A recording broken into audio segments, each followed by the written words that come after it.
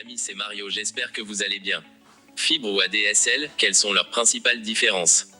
Fibre optique ou ADSL, qu'en est-il du débit? C'est sans doute le critère le plus évident lorsque l'on souhaite comparer les deux technologies et se poser la question, ADSL ou fibre? D'emblée, sachez que la fibre optique permet une vitesse de connexion bien plus rapide que la DSL. Mais rentrons un peu plus dans les détails. La DSL, d'abord. Au vu de son ancienneté, inutile de préciser qu'elle ne possède pas les meilleures performances du marché. Pour une simple connexion au débit, vous pourrez profiter d'un débit maximum compris entre 15 et 20 mégabits par seconde, soit 2,5 mégaoctets par seconde en téléchargement. Plutôt faible en comparaison du reste, vous allez le voir.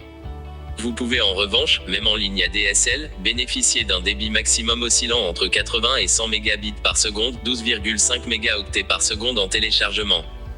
Comment? En ayant la chance de profiter d'une version boostée de la DSL, nommée VDSL. Apparue au milieu des années 2000, elle permet une bien meilleure transmission des données que le simple ADSL. Petite contrainte cependant, les meilleurs débits en VDSL ne peuvent être atteints qu'à condition d'être installés à moins de 500 mètres du répartiteur téléphonique. Parlons maintenant de la fibre optique, clairement au-dessus en termes de performance. Sa limite basse de débit atteint déjà 100 mégabits par seconde, soit l'équivalent d'un débit ADSL VDSL. Imaginez donc la suite.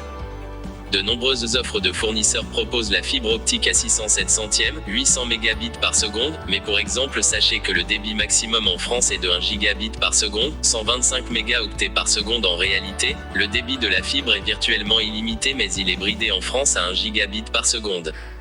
Alors, ADSL ou fibre optique? Résumons le tout dans un tableau pour bien vous faire apercevoir les différences, notamment en termes de téléchargement. Dans tous les cas, retenez que la fibre optique est totalement adaptée à un profil multimédia. Si vous aimez profiter de vos films et de vos jeux vidéo en haute qualité, et très régulièrement, la fibre est faite pour vous.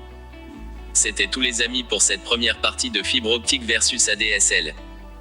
N'hésitez pas si vous êtes nouveau sur la chaîne de vous abonner et d'activer la cloche de notification afin de recevoir une notification lors de la prochaine vidéo.